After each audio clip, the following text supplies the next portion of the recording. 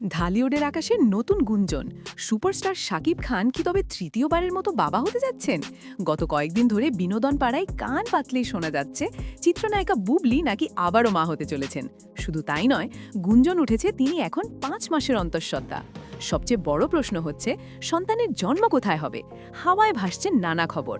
কেউ বলছেন বীরের মতো এই সন্তানও পৃথিবীর আলো দেখবে সুদূর আমেরিকায়। আবার কেউ বলছেন না, এবার দেশেই থাকতে পারেন বুবলি। শোনা যাচ্ছে রমজানের প্রথম সপ্তাহে নাকি বুবলি উড়াল দেবেন মার্কিন মুলুকে। কিন্তু বুবলি নিজে কি বলছেন? সম্প্রতি এক অনুষ্ঠানে সাংবাদিকদের প্রশ্নের মুখে পড়েন তিনি।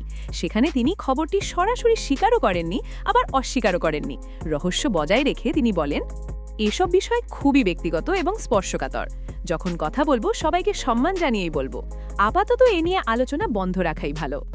সাকিবের দুই স্ত্রী অপু বিশ্বাস ও বুবলি, দুজনের ঘরে একটি করে পুত্র সন্তান রয়েছে। গত বছরের শেষে যখন সাকিব বুবলিকে আমেরিকায় একসাথে দেখা যায়, তখন থেকেই সম্পর্কের বরফ গলার খবর ছড়িয়ে পড়ে। নিন্দুকেরা বলছেন সেই সময়ের ঘনিষ্ঠতার ফসলই আজকের এই নতুন খবর। যদিও সাকিব খান এখন ভারতে প্রিন্স সিনেমার শুটিংয়ে ব্যস্ত এবং এই গুঞ্জন নিয়ে পুরোপুরি নিশ্চুপ।